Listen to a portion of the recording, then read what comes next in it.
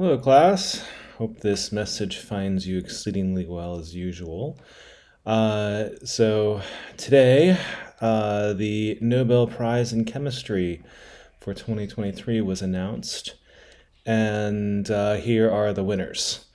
So, and the award was for quantum dots. So, what is the Nobel Prize? Nobel Prize is considered to be the highest scientific award that someone can receive. So, uh, maybe even higher is if you have an element named after you. Of course, we're getting the periodic table is getting full. It's harder and harder to find new elements. So that kind of it's going to run out at some point in time unless we keep on going further with it and find other elements. But that research is not very fruitful because we're not going to use those elements for anything else. So it's more of an interesting problem to solve and to so what rather than anything that has any application. Anyway, so what is the Nobel Prize? So it comes from Alfred Nobel. So he is the inventor of dynamite.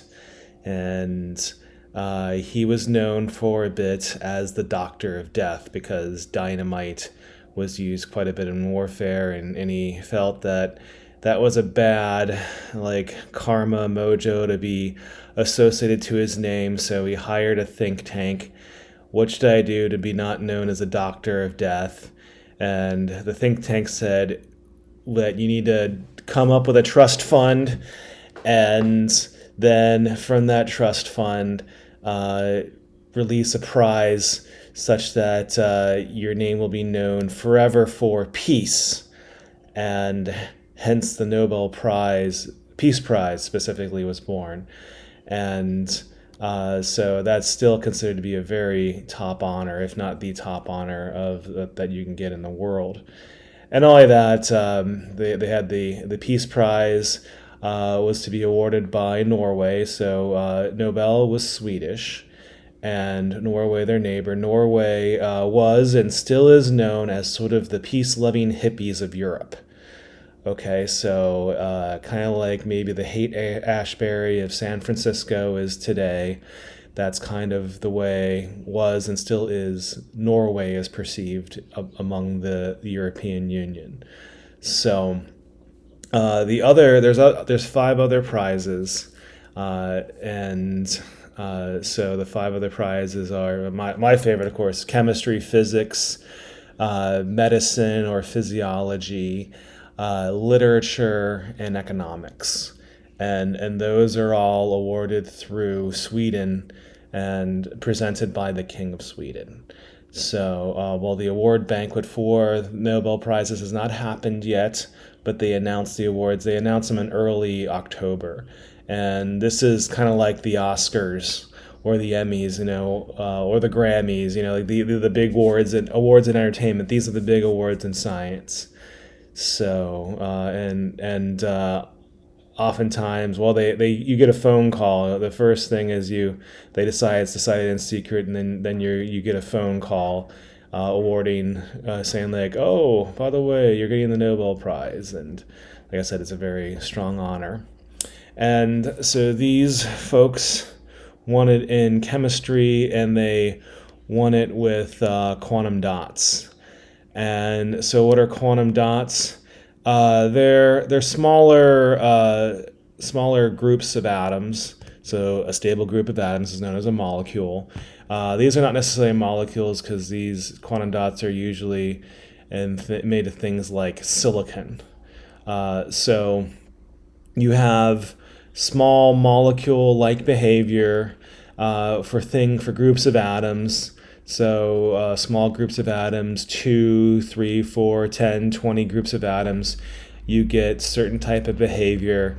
And then you have bulk material type of behavior. And in between the two is a series of materials we refer to as quantum dots. And this is something we don't entirely understand. And we're running into problems with quantum dots because quantum dots do not behave like the bulk materials, and they don't behave like molecules. So it's a big question mark of what we can use these things for, and what the current Nobel Prize winners, they found various uses like LEDs, and also how to grow them in certain sizes, and an application of those sizes is color. So like the QLED television sets, they're absolutely beautiful. The Q stands for quantum, and they use quantum dots. So and so this article explains some of that. And I'm sending you the American Chemical Society award, and I like the way this thing reads, probably because I'm a chemist. I'll also send you the press release from the Nobel Prize Committee. I thought it's an interesting read as well, but I like the the American Chemical Society one a little better. So if you want to read about that, and if you ever get a chance to go to Stockholm, I went to the Nobel museum in Stockholm, and it was quite fascinating. They show all the prizes. You see what one looks like, and they're gold medallions, probably about 3 or 4 inches in diameter, and then you get kind of like a diploma of sorts, but it's very beautifully handcrafted. And I guess the King of Sweden gives it to you. Like I said, it's a very high honor.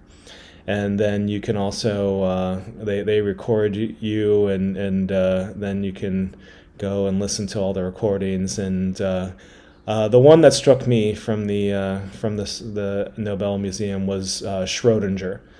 Schrodinger with the wave equation. He just had this electrifying voice, and I mean, there are a lot of people that that are scientists and are absolute jerks. Schrodinger was not one of them. He was extremely charming, or you could argue he was a jerk because he had a wife and a mistress. I mean, he was very, I mean, partially because he had the personality for it. He was just extremely charming, and it came across very strongly in that video. But well, at least I enjoyed. I enjoyed the museum, and I spent I think at least 3 hours there, and the people said, "Oh, you'll be here half an hour," and I was there a bit longer. So, anyways, if you get a chance to go to Sweden, and if you like going to museums like I do, the Vasa Museum is pretty neat too, and Skansen is pretty neat too if you ever go to Sweden. But anyways, that's if you like to travel. I like to travel. But for the rest of us, if you are having a hard time, if you need help with anything, please let me know. Loss of basic needs. I was talking to a faculty member who actually was experiencing this. So I mean, it's students, more than just students, experience loss of basic needs. So it's unfortunately something that affects many people. And my theme recently in the past year and a half is mental health. I mean, mental health is I want to say it's a huge thing. It's especially anxiety is really hitting many people hard. So please look after your mental health, and if you are feeling that you need some additional support, please let me know, and I always do what I can help. Besides my normal job, right? Which is to look after you academically. But as I've mentioned before, I feel like it's my job to help out and triage people that have other issues as well. So have a nice rest of your day. Oh, and I also want to tell you, I mentioned about the COVID booster. I was a lot better after about 3 days, but it took me about 6 days to fully recover. After 6 days, then I kind of had my full athletic return, because I was fine to work and whatnot, without issue after about 3 days. But it took me a little bit more time to fully recover.